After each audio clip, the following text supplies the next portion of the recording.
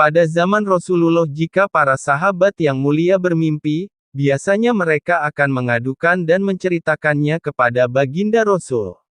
Suatu malam, seorang sahabat Nabi yang masih remaja bernama Abdullah bin Umar, pergi ke Masjid Nabawi.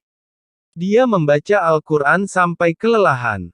Setelah cukup lama membaca Al-Quran, dia hendak tidur. Seperti biasa, sebelum tidur dia menyucikan diri dengan cara berwudu, baru kemudian merebahkan badan dan berdoa, Bismika Allahumma ahya wa bismika amutu, ya Allah, dengan namamu aku hidup dan dengan namamu aku mati. Demikianlah, baginda Rasul menuntunnya cara tidur yang baik. Sehingga, dalam tidur pun, malaikat masih mencatatnya sebagai orang yang tidak lalai.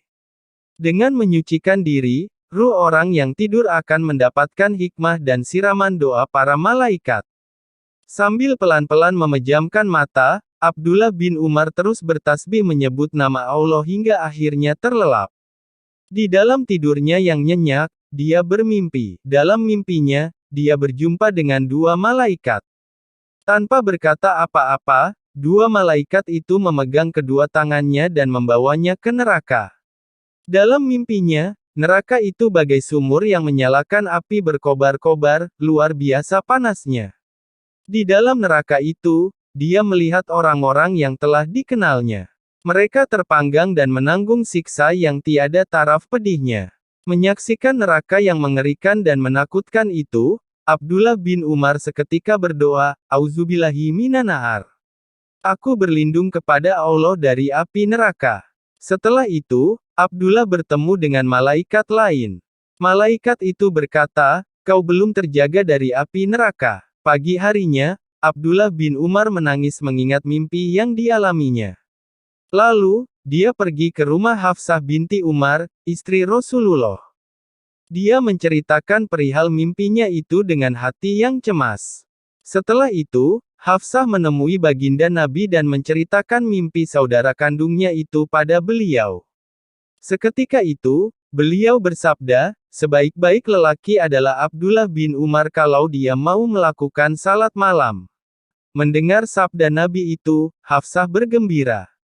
Dia langsung menemui adiknya, Abdullah bin Umar dan berkata, Nabi mengatakan bahwa kau adalah sebaik-baik lelaki jika kau mau salat malam. Dalam mimpimu itu, malaikat yang terakhir kau temui mengatakan bahwa kau belum terjaga dari api neraka. Itu karena kau tidak melakukan salat tahajud. Jika kau ingin terselamatkan dari api neraka, dirikanlah salat tahajud setiap malam. Jangan kau sia-siakan waktu sepertiga malam, waktu di mana Allah memanggil-manggil hambanya, waktu ketika Allah mendengar doa hambanya. Sejak itu, Abdullah bin Umar tidak pernah meninggalkan salat tahajud sampai akhir hayatnya. Bahkan, kerap kali dia menghabiskan waktu malamnya untuk salat dan menangis di hadapan Allah. Setiap kali mengingat mimpinya itu, dia menangis. Dia berdoa kepada Allah agar diselamatkan dari api neraka.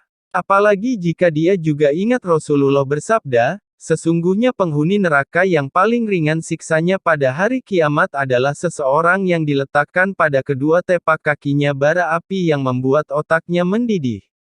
Dia merasa tidak ada orang lain yang lebih berat siksanya daripada dia. Padahal, sesungguhnya siksa yang ia terima adalah yang paling ringan di dalam neraka. Dia berusaha sekuat tenaga untuk beribadah kepada Allah, mencari ridha Allah, agar termasuk hamba-hambanya yang terhindar dari siksa neraka dan memperoleh kemenangan surga. Akhirnya, dia bisa merasakan betapa nikmatnya salat tahajud. Betapa agung keutamaan salat tahajud. Tidak ada yang lebih indah dari saat-saat ia sujud dan menangis kepada Allah pada malam hari.